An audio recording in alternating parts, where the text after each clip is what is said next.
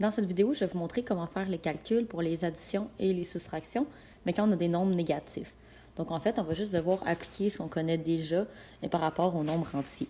Donc, le premier calcul à faire, c'est moins 67 et 2 centièmes, plus 128 et 1 dixième.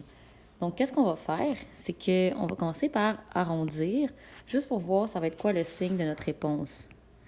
Donc, environ 67 et j'additionne environ 128. Donc, je me dis la phrase avec l'argent. Donc, j'ai une dette de 67 et on me donne 128. Donc, ce qu'on me donne, c'est plus grand que ma dette. Donc, ma réponse, elle va être positive. Et le calcul que je vais devoir faire, ça serait 128 moins 67, puis je mettrais ma réponse positive. Donc, c'est ce calcul-là que je vais faire, mais avec les nombres décimaux. Donc, 128 et 1 dixième. Et je vais vouloir enlever 67 et 2 centièmes. Donc, encore une fois, les dixièmes, vous avez les dixièmes, centièmes vis-à-vis centièmes, unité vis-à-vis unité, dizaine vis-à-vis dizaine, centaine vis-à-vis centaine, et on complète avec des zéros. Donc, 0 moins 2, j'en ai pas assez. Donc, si 10 moins 2, il m'en reste 8. 0 moins 0, 0. La virgule. 8 moins 7, 1. 2 moins 6, j'en ai pas assez, j'en brise 1. Donc, 12 moins 6, 6. Donc, ça donne 61 et 8 centièmes. Et la réponse est positive. Donc, ici, ça va être important de toujours, quand vous avez une chaîne à écrire, d'écrire la chaîne avec la vraie réponse, ici, qui est différente du calcul.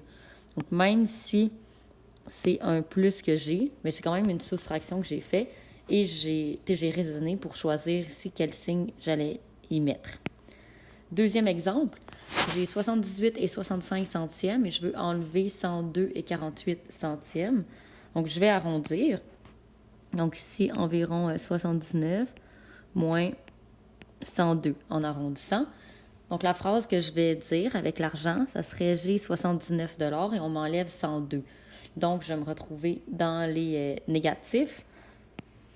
J'en aurai pas assez, donc je vais devoir soustraire ici 102 et 48 centièmes.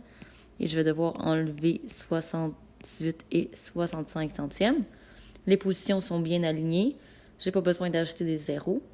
8 moins 5, 3.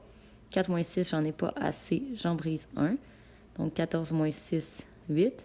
La virgule. Ici, je voudrais emprunter aux dizaines, en fait, transformer une dizaine en unité, mais je ne peux pas. Donc, ça va être une centaine. Ici, il y en a 10, il en reste 9. Et 11, donc 11 moins 8, 3. 9 moins 7, 2. Donc, 23,83. Mais ici, on sait que notre réponse va être négative, étant donné qu'on nous enlève plus que ce qu'on a.